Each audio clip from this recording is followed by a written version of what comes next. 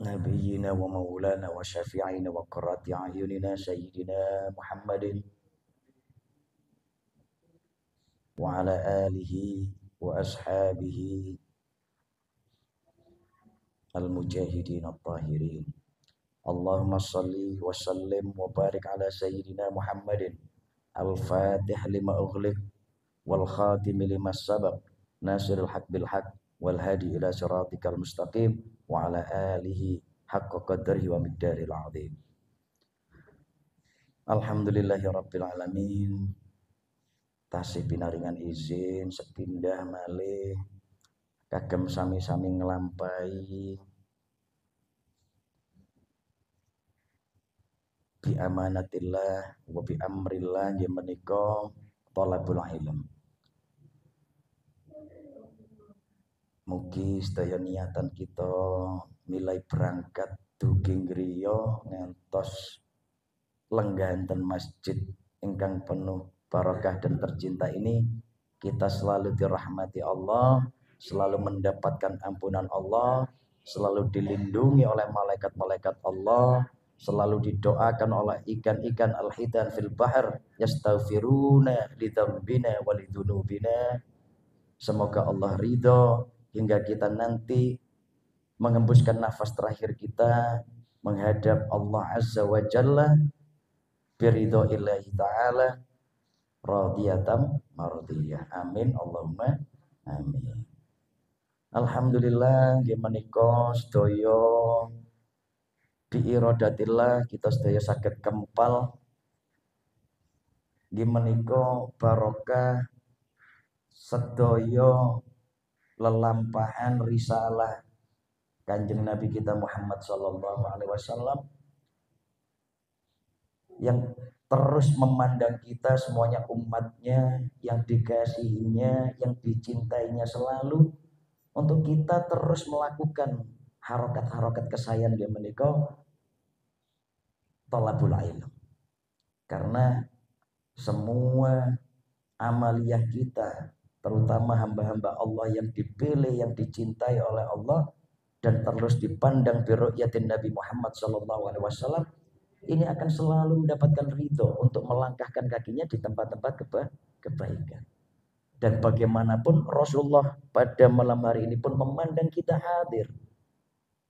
Meskipun kita semua tidak bisa memandangnya, namun secara ruh, secara rahmatan kita bisa memandang beliau karena segala amaliyah kita ya'aradu ilai.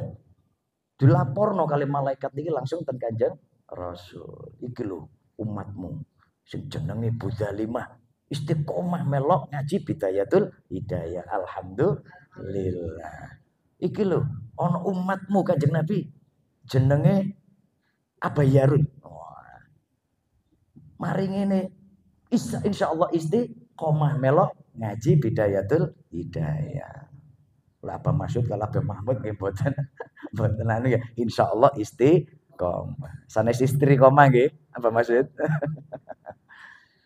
Allahumma sholli ala Muhammad. Oh, istiqomah mboten menapa nggih. Ojo bater-bater ta. Engko ae. Alhamdulillah kita telah sampai pada bab nggih menika yang mana ini adalah selalu bersentuhan dengan amaliyah bahkan muamalah kita sehari-hari, baik itu di rumah, di kampung, kita dalam bertetangga, dalam bersaudara dengan keluarga kita ya. Nah, bab ini adalah bab yang paling rentan. Bahkan di masjid sekalipun ya. Nah, karena dalam bab ini adalah yang menunjukkan bahwasanya hati kita yang memerintah lisan, yaitu fi hifdzil lisan, dalam rangka kita menjaga lisan kita sebagai hamba Allah yang benar-benar ngawulah manut kali iradati Gusti Allah, bahwasanya tugas lisan ini adalah li dzikrillah wa tilawati kitabillah. Ya menika kagem zikrullah, kagem selalu mengingat dan menyebut asma Allah dan selalu membaca kalimat-kalimat dan kalam-kalam Allah. Nggih, mugi kita sedaya tetap pinaringan bimbingan selalu dengan tugas lisan kita melaksanakan apa yang telah diperintahkan Allah. Amin, Allahumma amin. Ya, Pak Farid nggih. Nah, kemarin kita telah sampai pada satu kisah yang mana pada satu khobar sahabat Rasulullah ini menemukan sahabat pada waktu perang Uhud. Nah, yang ditolong oleh salah satu sahabat diraupi lemah kali apa? Wa ma yudrika la'allahu kana yatakallamu fima la yaghni wa yabkhalu bima la yaghni. Kerantan sahabat niki langsung memuji sahabat yang saat ini, ya Allah panjenengan seneng nggih sampun ten swarga ambek diraupi lemah. Tapi Rasulullah mendengar itu langsung dijawab, apa awakmu ngerti saumpama Syahid iki mau selama hidupnya selalu berkata yang tidak bermanfaat baginya dan selalu pelit wa yabkhalu bimala yaghni la yughni, dan dia selalu pelit tapi gak sugi-sugi. Lah ini di muka syafa Rasulullah.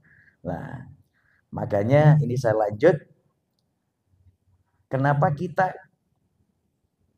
tidak diperkenankan asal ngomong. Nah, kemarin kan sudah kita bahas falyakul khairan auliyas liyasmut. Itu sebenarnya hamba Allah yang beriman.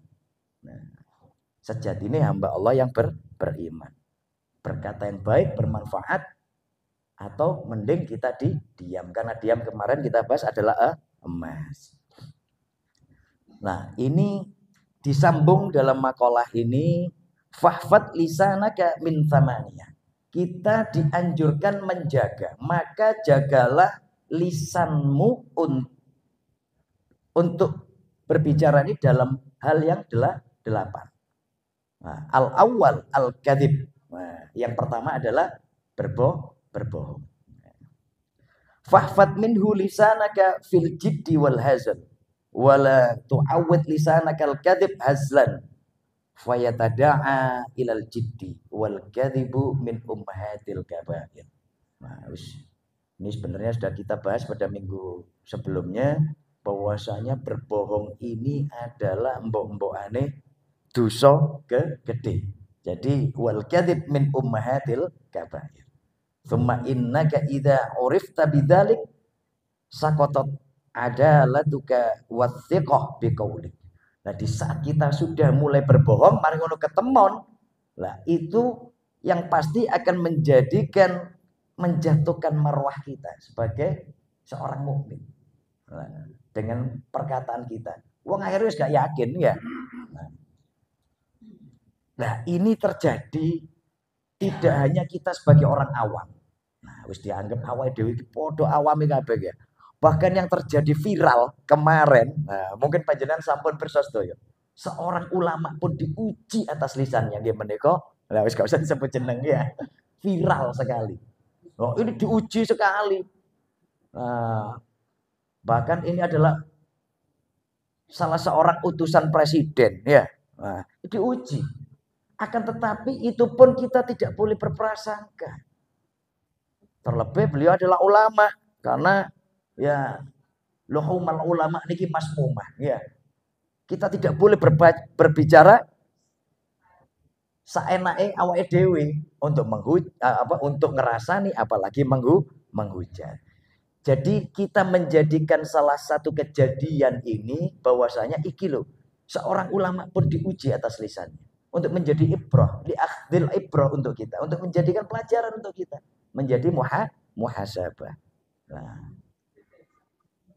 makanya bahkan alhamdulillah Allah ini maha noto segalanya. Di saat saya hari ini tadi mulai upload konten-konten saya yang kemarin ngaji-ngaji itu, kok ada saya waktu memotong pas bab lisan yang kemarin kita bahas. Jadi akhirnya ya tepat sekali ya. Jadi ya rada nunut viral ya. Nah, tapi viral untuk kita ngaji, memberikan ilmu kepada umat. Jadi memahamkan kepada umat. Nah, itu pro kontra sekali. Makanya kita di sini alhamdulillah sudah dipilih oleh Allah untuk belajar Bidayatul Hidayah. Ini adalah untuk anta'arifa uyuba nafsik, untuk kita mengetahui aib kita sendiri. Jadi dari satu kejadian ini kita bisa menjadikan satu hikmah bahwasanya iki lho kelas ulama itu sudah diuji koyo ngeten. Dadi viral, nggih. Akan tetapi kita pun tidak boleh menaruh prasangka buruk. Karena apapun yang dikehendaki Allah kepada hambanya, terlebih itu adalah salah seorang yang diamanai ilmu, itu pasti ada sir, pasti ada rahasia besar. Loh, akhirnya kebongkar pada hari ini pagi tadi, akhirnya sang korban, si Fulan ini tadi, sang korban yang menjadi korban tergelincirnya lisan seorang ulama ini, akhirnya tadi nopo, jadi viral, jadi soge, ya soge dada, soge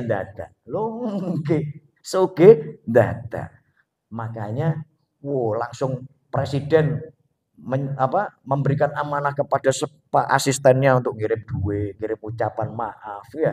Bahkan komunitas-komunitas manapun, oleh 300 juta ono sing umrohno gratis. Alhamdulillah. Lah makanya itu rahasia lisan seorang ulama itu kita nggak boleh suudzon.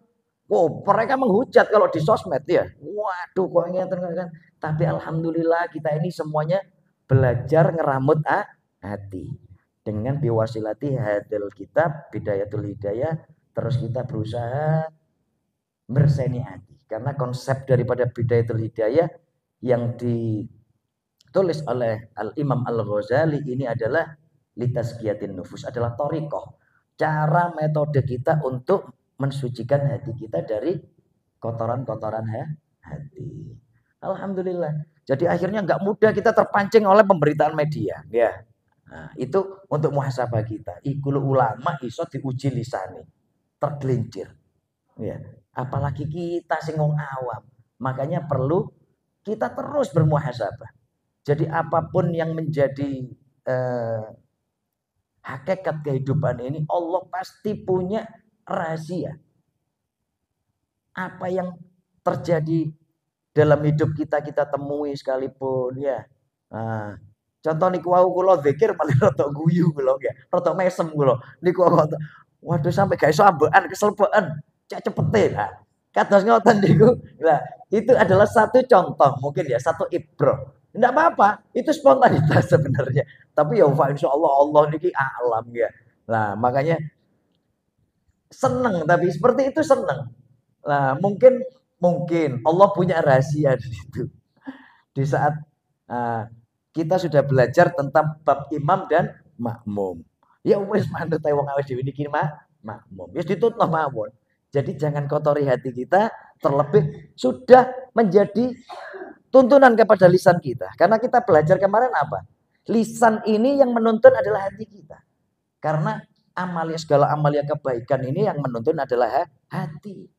Lah, makanya belajar ngerem niki pancen wabot nggih. Belajar ngerem lisan niki lho panci abot ya. Makanya kula niku nggih guyu, niku sire wonten rahasiane Allah. Pasti nanti Allah akan membuka kita dalam bab ini, ya. Nah, jadi akhirnya kita terus bermuhasabah. Karena ngene niku konteknya muhasabah. Melihat fanzur ila man dunahu ila man duna fid dunya fanzur ila man fawqahu fil ilm. Jadi kita harus melihat siapa yang di atas kita dalam bab ilmu agama, dalam ketaatannya. Lah, kita melihat dunia, ya delok nisor kan ngoten ya, cegak tergelincir. Akhirnya kok maling rusoni hati, kepingin. Nah, itu hakikat sebenarnya. Makanya kalau seperti yang disampaikan Ustadz Nur Hadi, pernah saya waktu awal itu hadir di majelisnya Ustadz Nur Hadi di sini, bahwasanya kenapa kita perlu belajar syariat. Ya menika yang dikaji dan diasuh oleh Ustadz Nur Hadi, Safinatun Najah nggih. Safinatun Najah. Lek kita belajar syariat dong. Tanpa kita belajar torekoh semacam ini, yang menika Bidayatul Hidayah, atine awake panas. Akan selalu memandang semua orang ini salah. Nah, makanya perlunya belajar ini Akhirnya kita muhasabah, ya. Kok pas sedaya niku Gusti Allah niku pas ya. Niku wau kula pas ngupload konten bab lisan. Kok ada kejadian bab tergelincirnya lisan. Lah niki wau kula pas dzikir untunge pas gak salat, lek kula salat paling batal niku. Kula pas badhe dzikir kok wonten krungu swara sing akhirnya membuat saya tersenyum. Alhamdulillah. Iki lho Gusti Allah niki nggih maha napa? Maha agung ya. Akhirnya kita bisa bermuhasabah. Fa insyaallah dengan apa yang terjadi di hidup kita ini Allah punya rahasia besar nanti. Jadi akhirnya kita terus delok aib kita. Lah ini kita lanjut ya. Nah, fahwat minhum min lisanika fil jid ini sudah. Bismillahirrahmanirrahim. Lah ini tsumma innaka idza urifta bidzalik. Oh sudah ini tadi ya. Wa idza aratta an ta'rifa kubhal kadzib min nafsik. Lah ini dan apabila kita ini ingin mengetahui bahwasanya kebohongan dari diri kita. Terkadang kita kan nggak bisa melihat kebohongan dari kita. Kadang-kadang lali ya. Mari gorong keperucut ngoten lah lali. Ya menungso niki al insan anisyan ya akeh lali ini. Makanya niki dianjurkan fanzur ila kadhibi ghairi. Deloken lek pas kancamu iki ngomong goro. Ya napa? Lak muangkel awake dhewe iki. Nah, misalkan kita dalam satu halaqah ada seseorang mau cerita, padahal awake dhewe keruh lek iki omongane iki goro. Pegel apa mboten? Pegel sih. Apalagi berita ini sudah kita jelas lihat secara benar, secara wade. Mari dulu di TikTok apa di TV berita kok ngene, hari kok ceritane kok ngene. Berarti kan gorong ya. Lah niku awake dhewe melok pegel apa mboten? Pegel ya. Lah untuk melihat bahwasanya goro iku mboten sae, berarti kita harus melihat pada goroe wong liya. Oh iya ya. Wah aku lagi goroi iki yo mangkal berarti aku yo ojo goro. Ngaten. Wa ila nafarati nafsik anhu. Nah, dan dengan seseorang ini pada diri kita goroi yaitu tadi wastihqarika li sahibi wastikbahikalah wa kadzalika faf'al fi jami'i uyubi nafsik. Nah, dan begitu juga lakukanlah dalam rangka kita itu melihat aib kita sendiri. Makanya dalam hadis Rasulullah tuba liman syaghalahu aibu an uyubin nas. Jadi berbahagialah bagi siapapun yang selalu melihat kekurangan aibnya sendiri hingga akhirnya lupa kita pada aib orang lain. Nah, karena memang manusia niki wis basyariah ya. Secara naluri apa niki mudah berbohong, kadang tergelincir hanya untuk terkadang itu nyeneng wong liya. Lah kemarin kan sudah kita bahas itu ya. Gawe guyonan. Padahal kepingin guyoni kancane cek kancane guyu. Lah itu sudah dilarang bahkan ancaman keras fiqari jahanam di nisor neraka sing paling isor. Nah, akan tetapi ini bisa kita lihat juga kita baca ya dalam syarah. Saya buka syarah ini. Insyaallah ini ada beberapa bab yang bisa kita jadikan rujukan.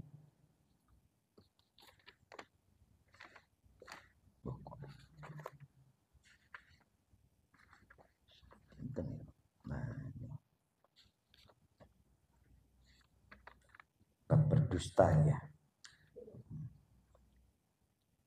Nah, karena memang disampaikan oleh Rasulullah alaikum bisidqi fa inna sidqa yahdi ilal bir. Jadi kita itu diwajibkan ya memang untuk selalu berkata jujur. Karena jujur itu yang akan memberi bimbingan, memberikan hidayah kita kepada kebaikan. Wal birru yahdi ilal jannah, dan kebaikan itu pasti akan membimbing kita kepada surga.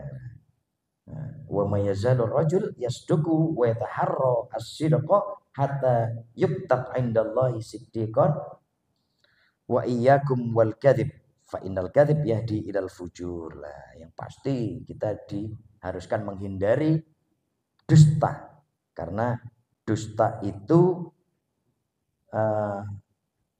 akan membawa kita ya kepada keburukan, kepada kefajiran. Fajir itu adalah kebobrokan moral yahdi ilan nar, yang akan membimbing kita kepada neraka. Wa may yazalul 'abdu yakdzibu wa yataharral kadzib hatta yuktab indallahi kadzaban. Jadi jangan sampai kalau kita berdusta ini Allah menulis kita, lek wis ditulis itu akan menjadi ada, akan menjadi kebiasaan. Nah, itu yang akhirnya menjadikan seseorang ini dicap munafik. Al-a'yadu billah. Nah, begitu juga ini yang kita bisa baca dalam syarah Maroki, bahwa lisan itu adalah alat untuk mencapai tujuan. Maka setiap tujuan terpuji yang dapat dicapai dengan perkataan benar maupun dusta, diharamkan berdusta untuk itu karena tidak perlu melakukannya. Nah, jika tujuan itu dapat dicapai dengan dusta dan tidak dapat dicapai dengan perkara yang benar atau hak, lah ini bisa dihukumi mubah, diperbolehkan dan menjadi wajib bila mana tujuan itu wajib dicapai. Terus wajib kita berbohong. Nah, contoh misalkan ngeten, kita berusaha menjadi orang baik, ya, berusaha terus menjadi orang baik. Di saat kita bertemu dengan sahabat lama ini yang notabene kita nggak tahu bahwa dia itu adalah bandar atau pengedar narkoba, mau dititipi tas. Ini pernah terjadi memang di saudara dari mertua saya. Nah, kejadian dititipin bener paham, dititipi tas. Li aku titip ngoten. Di mboten taklet topong ya. Oh ya wes delen kono ngoten. Waire grepekan polisi. Mau tidak mau kan harus berbohong. Kita wajib berbohong. Karena ya memang berbohong untuk melindungi diri kita. Wong awake dhewe iki sajane wong berusaha bener ya, tapi akhirnya dipersalahkan oleh hukum negara. Ini boleh kita berbohong, mubah bahkan wajib. Nah, akan tetapi kita samarkan maksudnya apa? Nah, di saat wis ngerti niku napa narkoba, sampai niki pasti jenenge polisi ya tugasnya memang untuk menjebak ya. Kalau sudah ketahuan BB-ne ya kudu jebak ya, apa carane ya kudu ngaku sampai ujung bandarnya pun tertangkap kan ngoten. Lah aku seru rek iki narkoba. Akhirnya, saestu kula mboten semerap. Lah ajane mboten semerap. Meskipun pada sebelum ada penggerebekan misalkan diteluk, narkoba rek. Lah, lek narkoba pripun apa masjid? Langsung mesem ya. Alhamdulillah. Berarti sik normal ya. Akhirnya dibuka narkoba. Begitu gerebekan kita nggak mubah lagi, ya wajib kita berbohong karena kita tahunya kan setelah titipan itu kita buka. Nah, itu wajib kita bohong. Begitu juga dalam menutupi aib seorang muslim. Nah, karena menutupi aib seorang muslim, Allah akan menutup aib kita. Nah, itu kita juga wajib. Ini contoh yang pernah saya alami. Waduh, awal itu kalau bingung ya. Ada salah satu jamaah yang pernah saya mu'alafkan dari luar kota, dari Jawa Tengah. Niki mriki bawa apa? Sanes narkotik ya, ini kode temenan lah niki maksudnya. Kode temenan, wayu. Kalau kinten lak calon ya, alhamdulillah, wis go calon rek. Santriku kula ngoten. Wong kula nggih asale mboten kenal, kula mu'alafaken nggawa wedok, Gus, alhamdulillah saya mau bawa calon di situ, alhamdulillah. Seneng kula. Tapi wis meh tengah wengi. Lah, begitu cerita, ternyata niki bojone wong. Padahal wayu koyo artis. Lho saestu niki. Kula pas badhe berangkat ngaji ten Lumajang. Kula tinggal, akhirnya kula titipaken Umi. Mi, iki urusono. Tapi kudu beres, ya. Oh, iki dhewe suruh ceritane bahwa ini berbohong, ya. Karena bukan berbohong sebenarnya. Dia mu'alaf kan yo gak paham hukume. Oleh bojone wong padha senenge digawa nang guse, ya. Ya saya memahaminya ini lumrah, normal, ya. Kan tetapi harus kita pahamkan ilmunya. Le iki yo gak pareng le. Lah gimana Gus, saya udah cinta. Kok wis nglakoni apa? Belum Gus, saya belum nglakoni apa-apa. Saya cinta makanya mau ke sini, saya meminta nasihat. Kalau bisa saya minta nikah. Yo gak oleh wis bojone ae wong. Akhirnya saya telepon pengacara saya malam itu. Nah, pengacara saya yang biasa ke sini itu ya jamaah saya juga. Pak Dedi, posisi. Oh, di Kesatrian dirampal Gus lagi ngopi. Ya wis. 5 menit saya tunggu. Nah, siap. Wah, langsung. Dorong 5 menit terus tekan loma. Nah, di situ saya ceritakan bahwasanya ternyata curhatan si perempuan ini selalu mendapatkan KDRT dari suaminya. Lah, ya akhirnya berpindah ke lain hati. Nah, kula niki bingung. Ya wis dadi guru, mari ngono ana santrine nglakoni salah niki bingung ta ya. Mau tidak mau saya harus meluruskan semuanya. Wis sampean mulai, kudu mulai balik nang bojone. Saya gitu. Loh, saya takut dipukuli kok, saya ndak diajarin lo bengkak semuanya. Nggih patu niku abu kabeh. Diantemi. Nah, sampean mulai. Wis insyaallah fi hifdzillah, fi aunillah. Ndang mulai kula ngoten.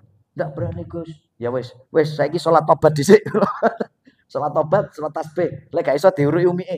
Karena saya malam ini mau ke Lumajang. Wis, Mik dipisah iki sing lanang kon nginep di hotel, akhirnya nginep di Margo Suko yang laki-laki. Yang perempuan sama istri saya, wis banyak dinasehati sambil dibimbing sholat tobat. Saya tinggal. Kulo niki nggih ninggal ten Lumajang iki. Waduh, rasanya nggih cenut-cenut nggih. Budal ninggal loma ono masalah ya.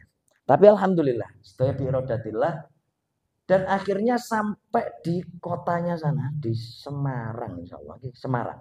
Semarang dikawal oleh pengacara saya. Bahkan 2 pengacara yang awal. Terus masalah duit-duitan urusannya sampean, Bang. Sing penting kudu sampean terno sampai teko omah, sampean serahno nang bojone.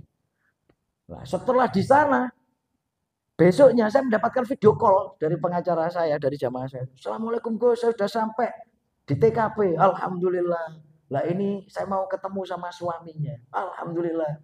Nah, sudah saya jelaskan Gus, bahwasanya Gus punya jamaah dari luar kota, nggak kenal loh. Memang saya nggak kenal kan awalnya yang bawa jamaah saya dan minta perlindungan. Nah, akhirnya suaminya ini video call saya tapi nggak berani mandeng saya itu. Jadi si dituturno tembok. Assalamualaikum Gus, ambil dredeg ya. Waalaikumsalam. Nggih, iya Gus saya suaminya si fulan. Oh iya alhamdulillah. Nah, ya wes alhamdulillah wes bojo sampean berlabuh ke tempat yang tepat ya. Nah, padahal lah aku iki menungso ya, untung aku iki lek kudu ustad paling ya wis belaen bojone sampean. Wong ayu bisa kula ngoten ya. Iya Gus ya. Seumpama jatuh ke tangan yang salah, waduh, ya wis wassalam sampean kula ngoten. Nggih Gus matur nuwun sangat. Ya wis, wis.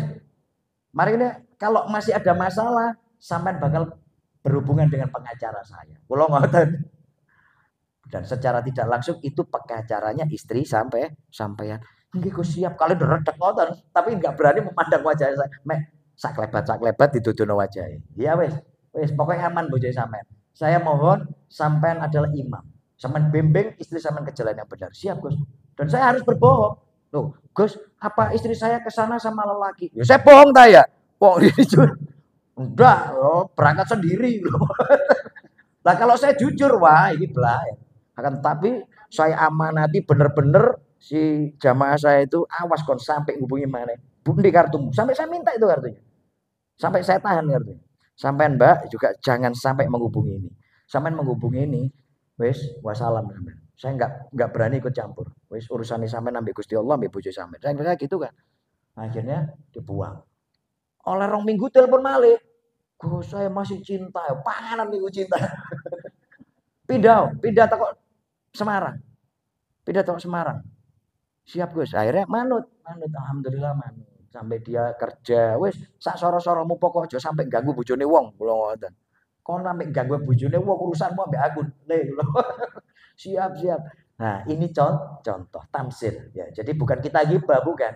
Karena memang harus ada tamsil seperti ini ya. Karena kisah mutawatir yang saya alami.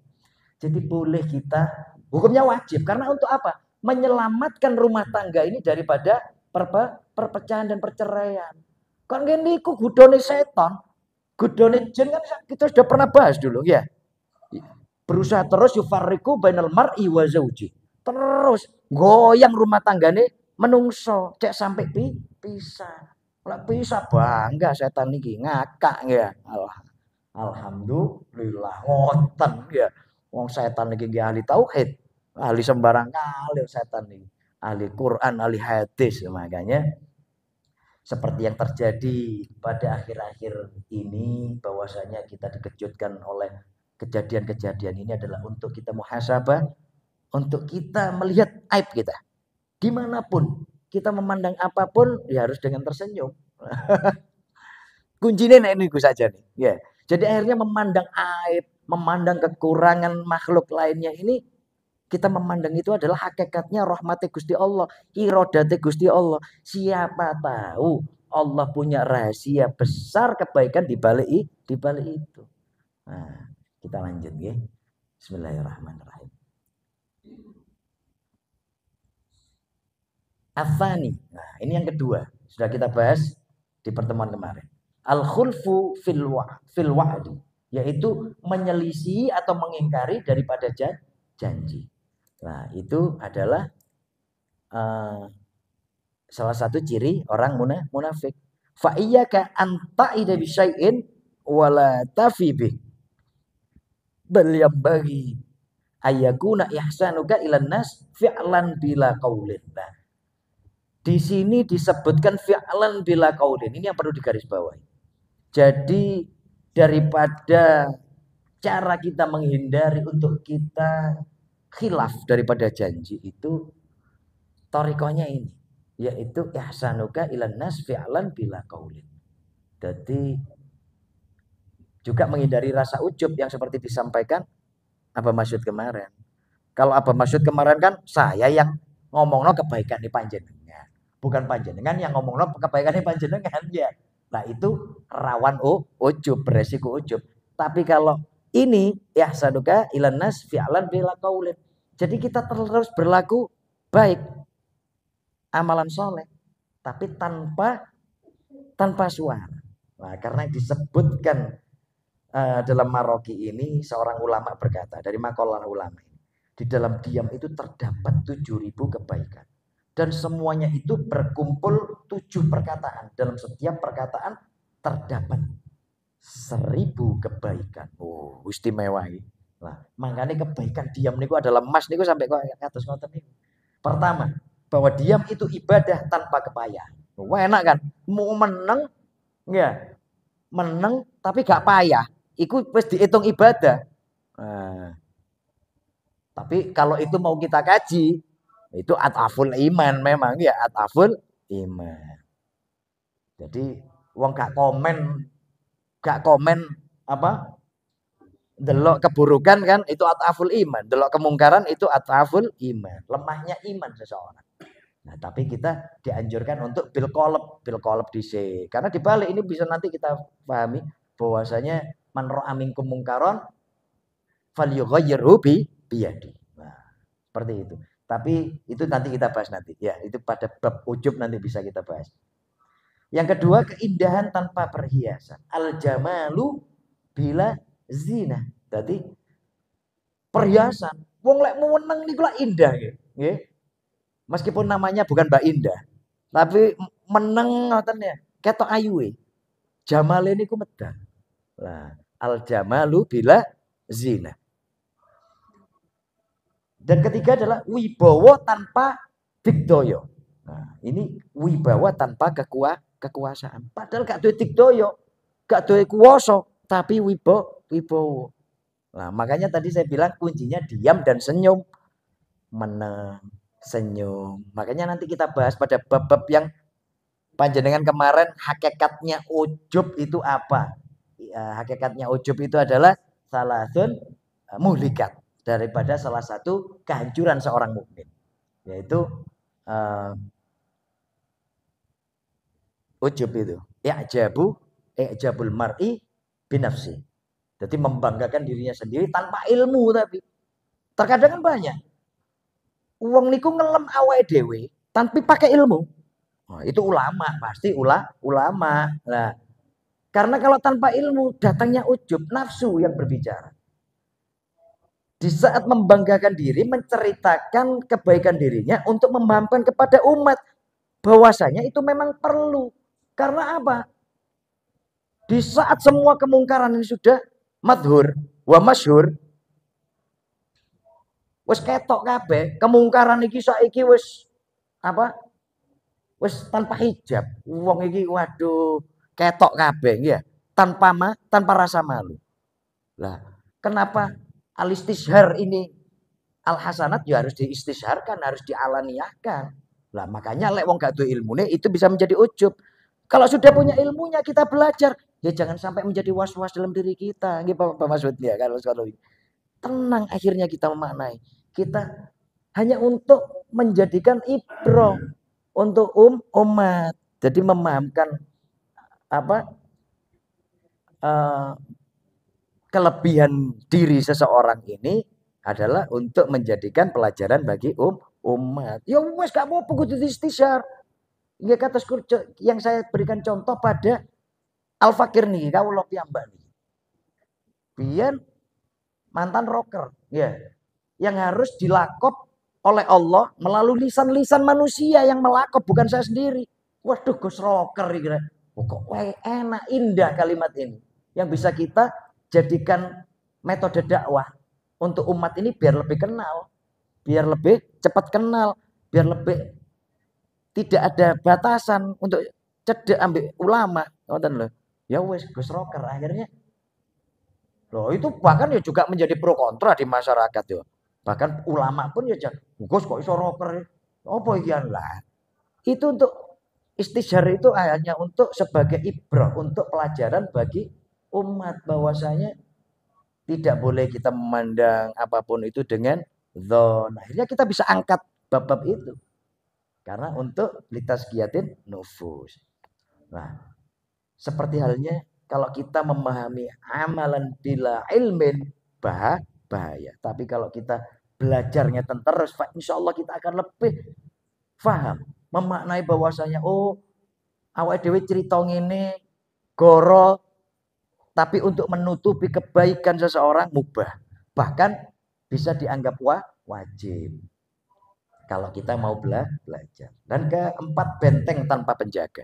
Jadi meneng niku benteng tanpa penjaga. Nah, jadi ana wong ngrasani contoh. Wah iki lho. Mau liyane meneng di sapa mingkem ae. Kok ngemuinten biasa ngoten ala wong Jawa. Kok ngemuinten dijak omong gak gelem ngomong lek gak disopo gak nyopo. Biasanya kan wonten ya. Semacam itu kita itu dalam muamalah dengan makhluk Allah. Nah, kita bisa membela seseorang ini dengan apa? Wah, ya wasik ta. Wong meneng iku emas, benteng. Ya. War iki lho menenge arek iki karena memang dia itu alul ilm. Ojo dirasani ngawur. Ngerti awakmu lek dek iki apa? Faham ilmu. Nah, akhirnya kita ada ilmu lagi bahwasanya menutupi aib seorang muslim itu wajib. Ya, itu benteng memang. Akhirnya sing bentengi bukan dia sendiri tapi orang lain. Kelima, tidak ada keperluan mengajukan udzur kepada orang banyak. Loh, lek meneng niki biasane gak usah kayak pamit. Biasanya dalam satu majelis ya. Di saat kita diam, gak perlu banyak alasan. Nah, seperti halnya biasanya banyak saya menemui dengan ustadz-ustadz sahabat-sahabat saya ini yang pendiam sekali. Ini salah satu contoh mawon ya. Habib Salim bin Syekh Abu Bakar. Ini beliau pendiam, tapi ilmunya masya Allah. Beliau hampir tiap hari, tiap berapa jam itu ngajar keliling. Darul Sa'adah, Darul Tauhid, waduh mana ada Darul Hadis beliau itu. Dan itu saya melihat sosok Habib Salim ini, ya Allah, kita nggak ngerasani elek, tapi karena saya itu cinta sama beliau. Nggak perlu banyak udzur beliau. Jadi nggak perlu banyak alasan ke pamit nang habaib lainnya atau kepada ulama lainnya. Karena ya seru wong iki menenge wong iki ilmu. Karena beliau seorang alim, ya paham Habib Salim pamitnya ya pamit ngajar. Jadi gak perlu banyak alasan. Coba kita banyak bicara, terlalu banyak omong, kasir kalam jadi ngomong ya. Di saat kita halal kok mau pamitan, bingung. Waduh, walasane dawa wis. Aku maringin nang kene. Ah ngoten sih biasa ya. Nah, tapi kalau orang tidak banyak bicara tapi berilmu, insyaallah. Habib, alafu nggih, para kiai. Oh nggih, mafhum. Nah, pasti tahu. Jadi tanpa uzur, tanpa beralasan pasti tahu. Nah, jadi tanpa mengajukan uzur kepada orang banyak. Yang keenam yaitu apa? Fadilahnya dia mengistirahatkan para malaikat Allah yang mulia untuk menulis. Nah, akhirnya kan gak kesel malaikat niki nulis dusone hambai Allah. Mati Rasul gak kesel-kesel ya. Wah, makanya makalahnya Al Imam Al Ghazali niki wong turu niku kalek meneng aja. Ya, wong turun meneng. Mangkane ibadah terbaik umat Rasulullah niki di akhir zaman adalah tidur. Gak iso meneng. Waduh timbangannya aku kok metu kakean omong, mending tak turu ae ndek omah. Ya, aman apa aman? Aman. Nggih mending turu. Jadi ibadah terbaik umat zaman akhir niki adalah tidur. Makanya wonten cerita wali-wali Gusti Allah niki sing penggawean ini mek turu sembayang, turu sembayang. Ngoten tok, Bun. Jadi tangi-tangi ini mek salat tok ya, ambek maam. Lah, itulah apa emasnya sebuah diam itu tadi. Nggih. Nggih. Monggo adzan rumiyin mangke dilanjut sekedap.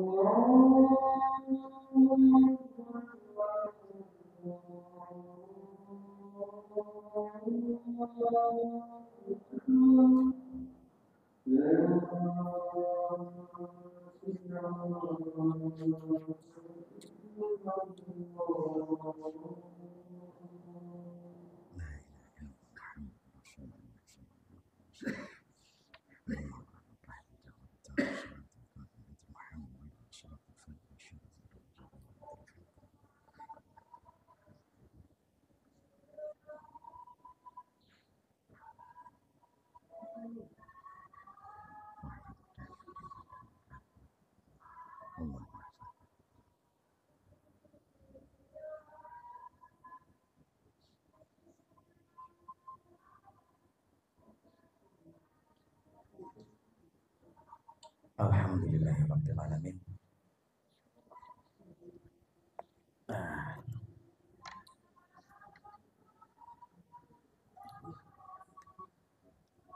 memang bab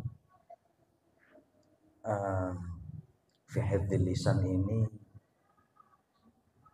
dalam matan dan syarah ini dijelaskan sangat panjang, lebar, padat, ya luas karena memang ini adalah bahasan yang manusia, kita sebagai manusia itu adalah al-insan panggone nisyan. Karena memang dari kata nisyan ya tadi terlalian, gampang keperucut, gampang lali. Makanya tadi sebagai satu ibrah bahwasanya satu kejadian baru-baru ini sekelas ulama pun bisa tergelincir lisannya. Apalagi awake dhewe wong sing awam ya. Nah, itu adalah menjadi satu hikmah, satu pelajaran buat kita untuk kita lebih menjaga lisan kita. Yang mana lisan ini adalah raunnya adalah hati. Karena raunnya hati, makanya terus kita muhasabah diri kita ini bahwasanya innallaha sayuhsab, Allah itu akan memperhitungkan setiap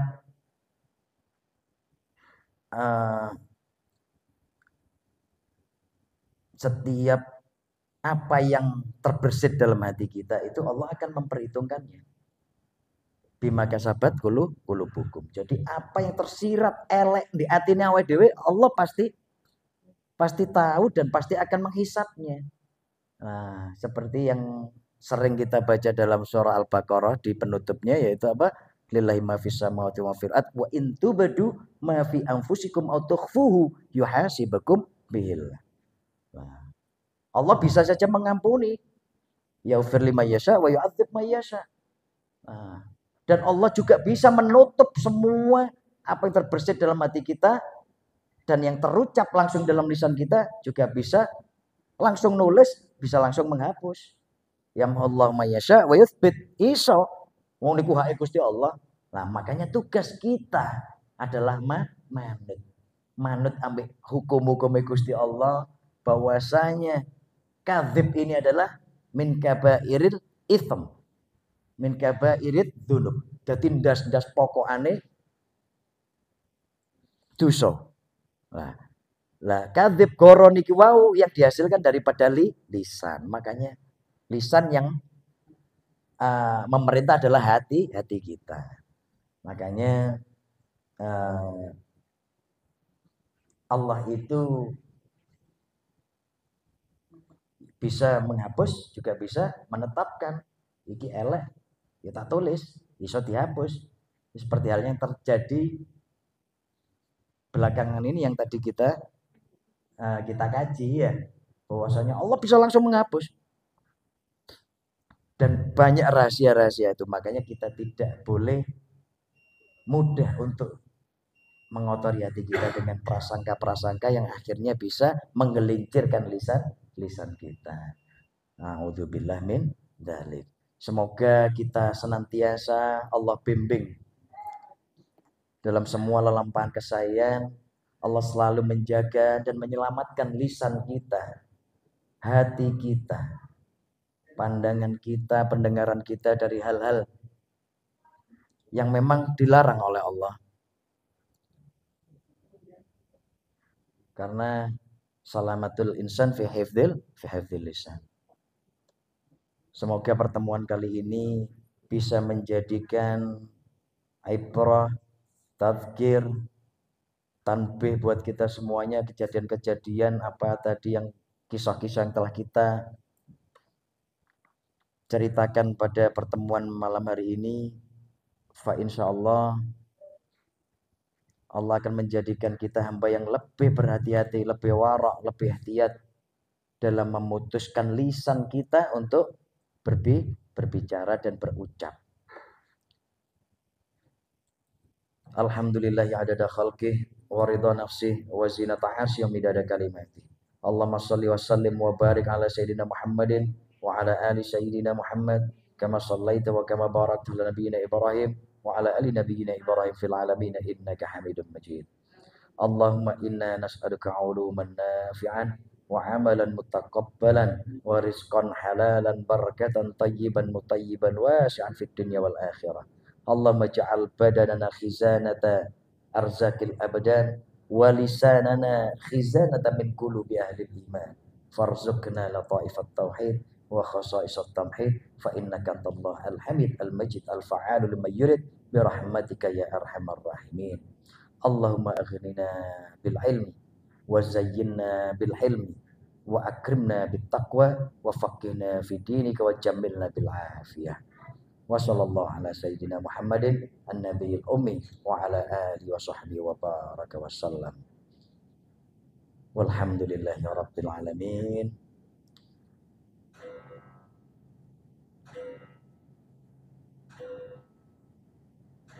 Wallahul muwaffiq ila aqwamit thoriq wa billahi taufiq wal hidayah. Tsumma assalamualaikum warahmatullahi wabarakatuh. Rabbi fanfa'na bi barakatihim wahdinal husna bi hurmatihim